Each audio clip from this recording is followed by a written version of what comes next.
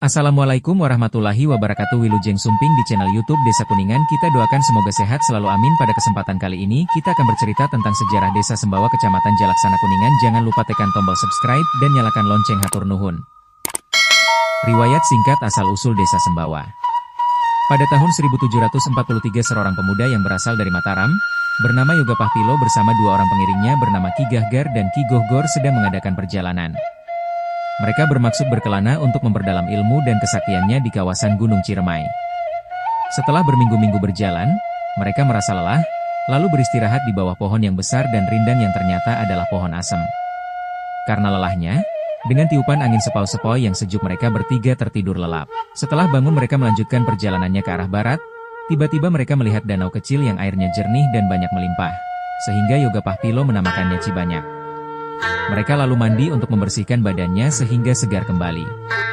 Ketika hendak melakukan perjalanan, Yoga Pahpilo baru merasa ingat bahwa pedang pusaka yang dibawanya tertinggal di bawah pohon besar saat mereka beristirahat dan tertidur. Mereka memutuskan untuk mengambil pedang pusaka yang tertinggal. Setelah tiba di bawah pohon besar tadi, Yoga Pahpilo merasa senang karena pedang pusakanya masih berada di tempat semula. Sambil memandang ke sekelilingnya, Yoga Pahpilo mengutarakan isi hatinya kepada dua pengiringnya bahwa ia merasa betah dan nyaman tinggal di daerah ini sehingga sembada. Pantas, kalau tempat ini dijadikan sebuah desa. Kedua pengiringnya setuju. Untuk membangun sebuah desa, mereka berembuk untuk menentukan dulu batas-batasnya. Setelah sepakat mereka berangkat menuju arah timur laut dan sampai di suatu tempat. Di sana banyak pohon loa yang berbulu sehingga tempat tersebut dinamakan Loa Bulu, yang sekarang menjadi batas dengan desa Manislor. Kemudian mereka menuju ke selatan, di sana ada pohon sendapa. Lalu tempat ini dinamakan Depok, yang sekarang menjadi batas dengan desa Manis Kidul. Mereka berjalan terus menelusuri pinggir sungai. Di tengah perjalanan mereka melihat pohon kiara besar dan di bawahnya ada mata air, lalu sungai tersebut dinamakan Cikiara.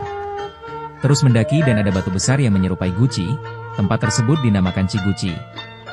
Dari situ mereka terus menuju ke arah barat dan samapti kedua bukit kecil yang disebut Munjul Kembar. Terus berjalan ke barat sampai ke perbatasan tanah desa Jalaksana dan desa Sangkanerang. Di tempat tersebut mereka kehabisan bekal. Kebetulan ada pohon kupa yang berbuah lebat namun ternyata keropos, kopong. Tempat itu dinamakan Sikopeng. Kemudian menuju ke utara tanpa berhenti, sampai ke suatu tempat yang mereka namakan Sidobras. Dan di situ mereka menuju arah timur dan di tempat itu mereka mendengar gemercik air yang cukup keras, sehingga mereka menamakannya Cikuruik. Mereka terus berjalan menyusuri arah sungai. Sepanjang sungai mereka menemukan banyak mata air. Sungai tersebut dijadikan batas desa sebelah utara sebagai batas terakhir yang mereka buat, sehingga sungai tersebut mereka namakan Sungai Cilangkap yang artinya lengkap seluruh batas desa. Sungai Cilangkap menjadi batas dengan desa Peusing. Setelah selesai menentukan batas desa, barulah mereka membangun tempat tinggal dan mereka sepakat memberi nama Desa Sembawa, diambil dari nama pohon asem dan pedang pusaka yang berhasil mereka bawa kembali.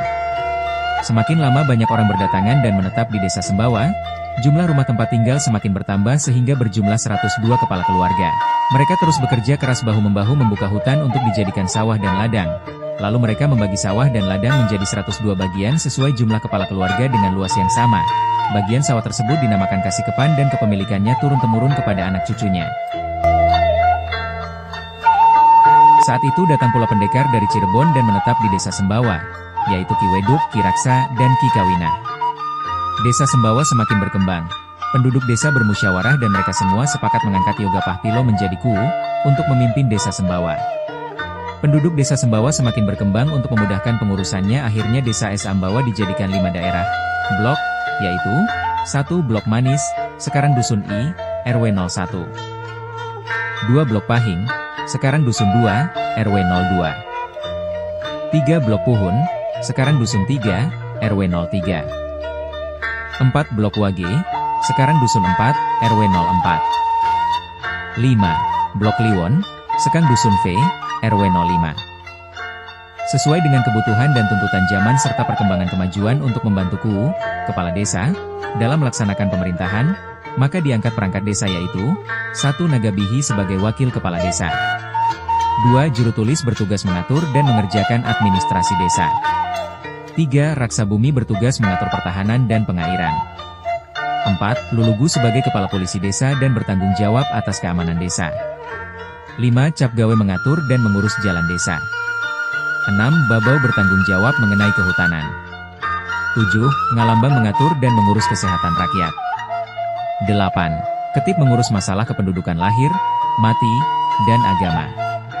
Di samping tugas pokok di atas mereka diberi tugas lain yaitu 1. Ngabihi mengatur dan memimpin Blok Kliwon.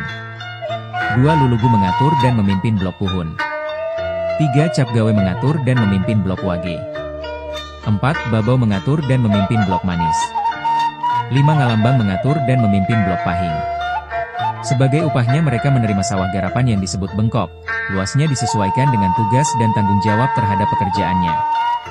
Untuk kelancaran pekerjaan di desa pelaksanaan pembangunan dilakukan secara gotong royong terutama oleh Sikep. Pohon asem tempat istirahat Yoga Pahtilo dan 2 orang pengiringnya ditebang tahun 1882 pada waktu Kubalun. Di lokasi tersebut didirikan masjid dan balai desa. Ku Yoga Pahtilo meninggal, dimakamkan di wilayah desa Sembawa, berdampingan dengan makam pengiringnya Ki Gahgar dan Ki Gohgor. Daerah pemakamannya dinamakan Sibuyut, Buyutku. Ki Raksa dimakamkan di Sikoan, Ki Weduk dimakamkan di Cibenen, Ki Kawinah dimakamkan di Sidobras.